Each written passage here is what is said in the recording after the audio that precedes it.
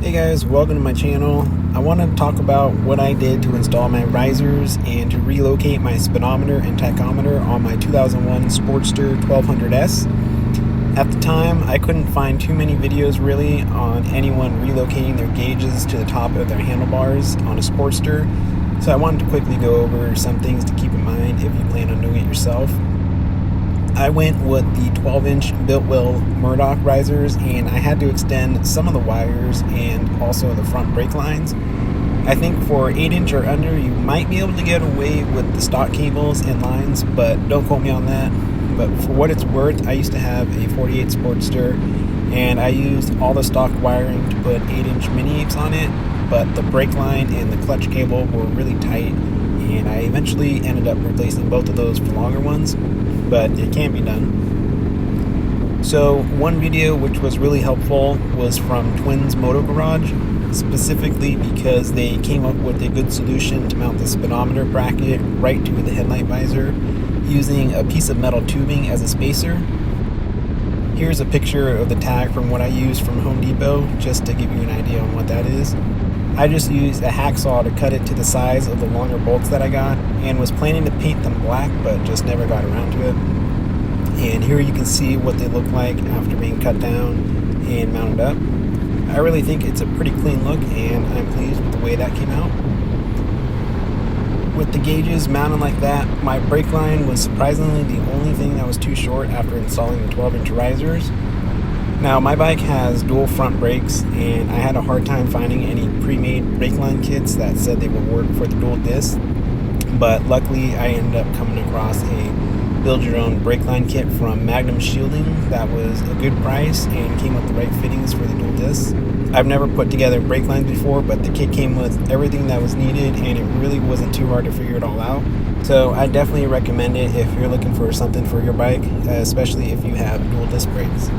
So after getting everything mounted up, I realized that the risers blocked the view of both gauges while I was riding, so I decided I wanted to mount them to the top of the risers instead. But I didn't want to have to extend every wire for the indicator lights, since there's like 10 or 12 total, and it would have just looked too cluttered having that many wires going up the bars.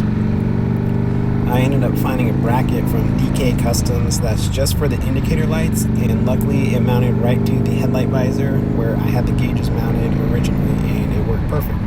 I'll put a link down in the description for that if you're interested. The only thing I had to do was unplug and switch around the left and right blinker lights so they wouldn't be backwards, and I really like how everything came out as far as this goes. As you can see, the only thing that's upside down is the oil indicator lamp, which is only on for a few seconds anyways once the bike is running, but other than that you can't really tell that it's upside down. As far as the gauges themselves go, I just cut and spliced the wires and ended up getting some wire loom off of Amazon to kind of consolidate the wires. I've been really happy with how everything turned out. It's nice to have the gauges easily visible without having to look down, and without having to find the right angle to look through the risers anytime I wanted to do a speed check or check the trip meter.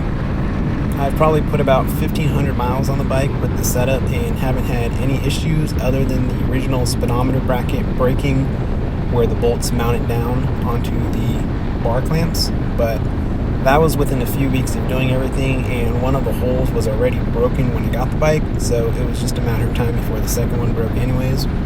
Luckily, DK Customs also has the dual gauge bracket for around $120, and most of the 1,500 miles that I've ridden has been with the new bracket, so it seems to be holding up pretty well.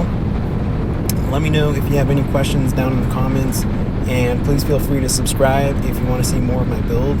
I'll be making more videos going over different parts and upgrades that I've done, and bring up any potential issues you might run into to hopefully help anyone looking to upgrade their Sportster. Thanks for watching, and ride safe.